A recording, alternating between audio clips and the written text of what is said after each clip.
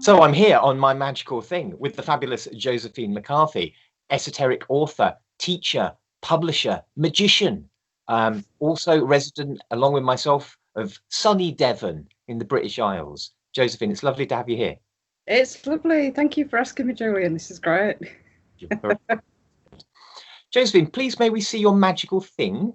I got two because I'm greedy. This is my first one, which is an obsidian hand axe. Wow. Red obsidian. With just the right placement for small fingers to grab. And because I wouldn't put on magical tools that I use in magic, you know, I keep them quiet, but this I've used in sort of tribal magic. I was given it when I learned how to tan hides, how to do brain tanning and scraping and stretching. And we spent a whole winter doing a load of hides for the longhouse on the reservation where I lived, because they were making moccasins for the children for the Lewis and Clark centenary. And at the end of it, one of the elders gave me this hand axe, this obsidian hand axe, which I carried on using then for stretching, because it's not super sharp. It's not super sharp, but it's enough of really stretching a hide. So you think about the mechanisms of that, and then you think about magic. Yeah. And how you can, because it's been used for generations to scrape and cleanse and stretch and reconfigure. So then I started using it magically. So that's my one magical thing. It's not slitting throats because it's not sharp enough. No, you wouldn't win it for that. That gets messy. And my other one is I have a few of different sizes of prisons for trapping things or holding things, putting them in stasis. It's lead lined, and it's actually made out of an old shell casing. Okay, yeah. It's probably World War II, maybe late World War One. It looks very sort of, I don't know if you can see, it looks very Chinesey. Yeah. Sort of Far Eastern style. But yeah, it's very, very heavy and lead lined. And when you've got something you need to deal with, but you don't have that moment in time, you put them in a lead lined casket, which basically it's like turning the volume off.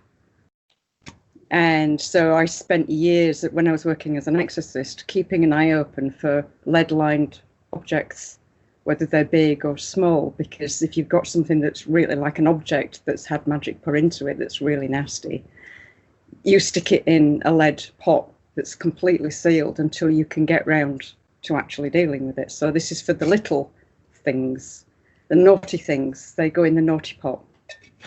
Just lead. Until mummy can get round to dealing with them, and then they're dealt with, and then the lead pot becomes empty again. So I've never got a full body size one, which is something to work on and keep an eye out for. So, maybe you could upgrade through the scale to one that's sort of bigger. We could put, I don't know, presidents in it, or prime ministers, or any number of. I wish.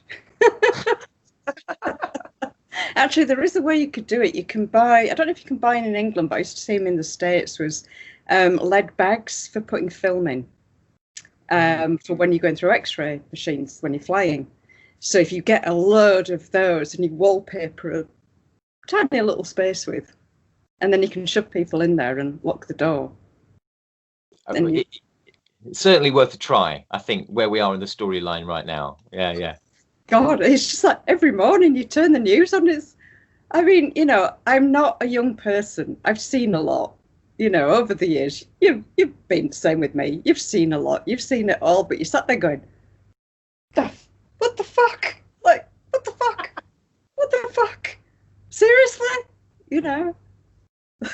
Just, you got a tangerine on one end running the world, and you got a fucking floof ball in number 10. And it's like, good Lord. Well, we'll keep the flame of our magic alive. Josephine McCarthy, thank you so much for showing us those the scraping and the containing magical things. Can we have another look at the obsidian thing? That's very beautiful. Look at that. Wow. Side. And then that's the side that has the chip-offs where it's been worked so that a hand can grab it. And they don't know how old it is and how long it's been done, because the generations, it was taken onto the reservation by one of the family. So that would have been turn of the 20th century. And it's something that they'd had given to them from their mother for scraping. Because a really good, what I used to do was use a draw knife, which is 2 handles and a blade, to scrape the hide first, and then I'd use this for stretching. But yeah, they used it for scraping and stretching because they didn't have draw knives. But yeah, it's just absolute perfect groove. If you can see the groove to grab it with. And I've never seen red obsidian before. I'd only known about black obsidian, so that was pretty cool. So yeah, Stuart gets naughty. I have the blade to deal with him.